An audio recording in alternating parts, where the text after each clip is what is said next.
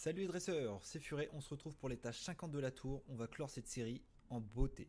Donc je vous présente l'équipe tout de suite et après je vous laisse avec le replay du live, c'est parti. Donc là c'est un étage où on n'a pas le choix que de subir des dégâts, surtout sur la troisième vague, du coup il nous faut à tout prix un healer, et un healer assez solide parce que vous allez voir des dégâts on va en subir. Et moi j'ai Ahmed, du coup Ahmed a carrément les épaules pour assumer ce rôle à lui tout seul, donc c'est parfait pour moi. Donc Ahmed, on va le jouer en 7 heal, PV, vitesse, et c'est à peu près tout, quoi. On va chercher à lui mettre des PV max et de la vitesse pour qu'il joue rapidement, qu'il nous heal et que son heal soit plus effectif. Vous voyez, il a quand même, j'avais du mal, 40, 50, il a presque 50k PV, il a 50k PV.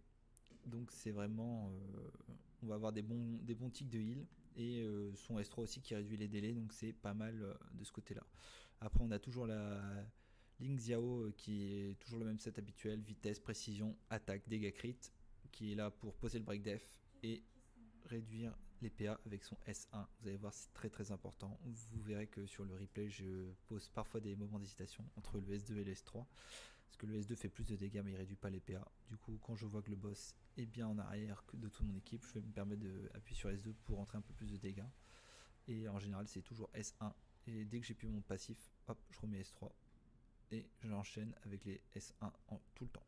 Pour contrôler un maximum de PA que le boss n'attaque pas. C'est ça la clé de l'équipe, c'est que le boss n'attaque pas. Vous verrez, il n'a pas eu le temps de faire une attaque de zone. Que des attaques mono-cibles, du coup, ça m'a mis très bien. Ensuite, Sanders, le même Sanders que j'utilise pour mon chrono 16. Vitesse, attaque, dégâts crit, to crit. Un mélange de tout ça pour qu'il fasse un maximum de dégâts et de la précision pour qu'il applique ses contrôles. Pareil, sur le boss, on va utiliser S3, S1 only pour contrôler les PA. On va pas se permettre de mettre S2 à aucun moment. La Sienna, toujours là. Du coup, comme on a une équipe hyper rapide, le buff speed augmente tout ça et c'est impressionnant. Le S3 qu'on va se permettre de temps en temps sur le boss pour quand on voit que ça commence à être critique la situation, on se permet de tenter un S3 même si on peut se faire contrer par les AD. Ça nous a mis bien dans la situation et surtout ça refresh plus vite le buff vitesse et attaque. Et ensuite Lucas c'est vraiment la clé de cette équipe, c'est lui qui apporte tout le contrôle. Donc, vous voyez, on lui a mis le set le plus rapide que j'ai, de la précision, et sur le boss on va faire vraiment que du S1, on cherche pas à faire autre chose, on fait S1 sur le boss tout le temps. Et voilà, puis on rentre les dégâts petit à petit, ça prend du temps, mais c'est quand même une équipe qui a pas mal de dégâts, donc ça prend moins de temps que certaines équipes qui sont vraiment axées sur le contrôle et le contrôle pur. Donc là on se permet de prendre quelques attaques, mais on se prend pas de la grosse attaque qui mettrait vraiment notre équipe en péril. Donc voilà, j'espère que cette équipe va vous aider à avancer et n'hésitez pas à lâcher un petit commentaire et à liker la vidéo si ça a permis de vous aider. Je vous laisse avec le replay du live, on se dit à bientôt, bye.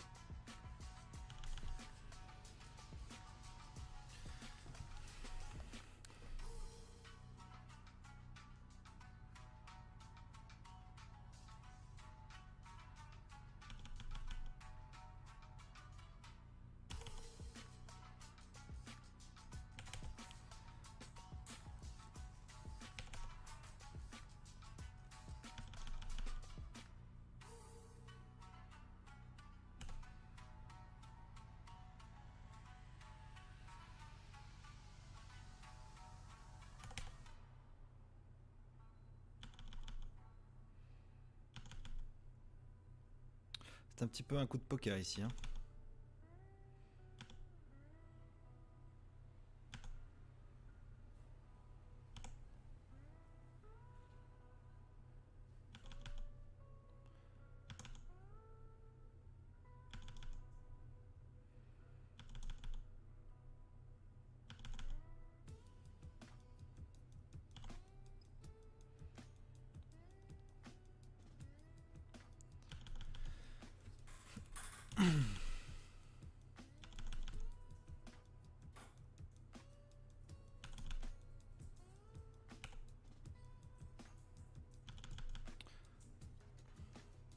Allez, allez.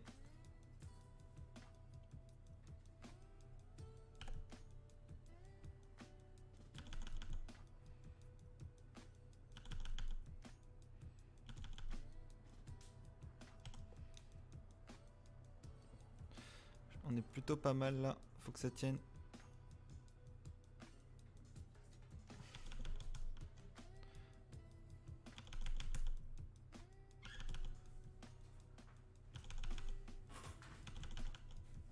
Ahmed S3. Nice. Pop, pop, pop, pop.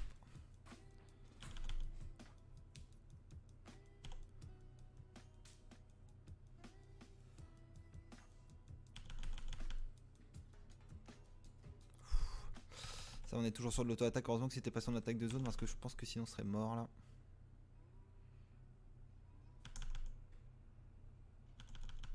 Putain, j'aurais dû me buffer. J'ai joué trop vite.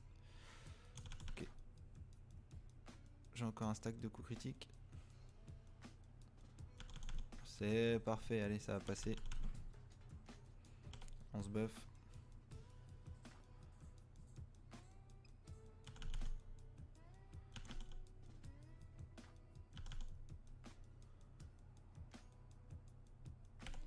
Et boum.